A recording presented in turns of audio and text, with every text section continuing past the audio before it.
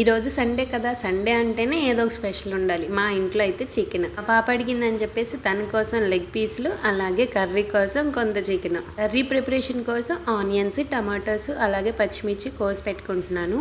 ఓ పక్క నేను వంట కోసం అన్ని ప్రిపేర్ చేసుకుంటుంటే మా పిల్లలిద్దరు మాత్రం వీడియో నేను తీస్తానని గొడవ చేస్తున్నారు. ఎవరైనా వంట అనేది అమ్మ చేతి నుంచి నేర్చుకుంటారు కదా, కానీ నేను మా అమ్మ చేతి నుంచి నేర్చుకోలేదు, యూట్యూబ్ నుంచే నేర్చుకున్నాను.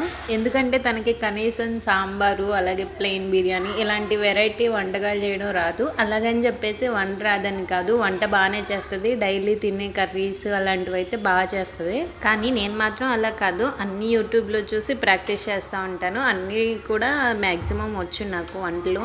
అమ్మో ఏంటి ఇంతల్లో ఇంత చిన్నులపాయలు మొత్తం వేస్తాను అనుకుంటున్నారా? మొత్తం ఏం వేయలేండి. అల్లం చిన్నులపాయ పేస్ట్ చేసి సపరేట్గా ఫ్రిడ్జ్లో పెడతాను. నాన్ వెజ్లోనే కాకుండా వెజ్లో కూడా కొన్ని కర్రీస్లో ఈ మసాలా అనేది యూజ్ చేస్తూ ఉంటాం కదా, అందుకే పెద్దగా వేసుకోకుండా ఒకేసారి వేసి ఫ్రిడ్జ్లో పెడతాను. ఇంకా లెగ్ పీస్లు ఉన్నాయి కదా, వాటి కోసం మ్యాగ్నేట్ చేసుకోవడానికి ప్రిపేర్ చేస్తున్నాను. కార్న్ఫ్లోరు, అల్లం వెల్లుల్లి పేస్ట్, సాల్ట్, కారము, అలాగే కొద్దిగా ఆయిల్ వేసి మొత్తం కలిపి చికెన్కి పట్టేస్తాను.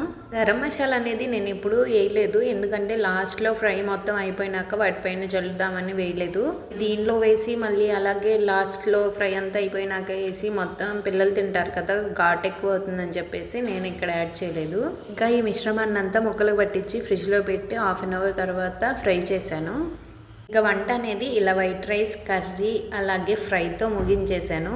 ఫ్రై ఇంకా కంప్లీట్ అవ్వలేదు, కానీ పిల్లలకి ఆకలి అవుతుందంటే అన్నం పెట్టాలి. మరి సండేకి మీరేం స్పెషల్ చేసుకున్నారు?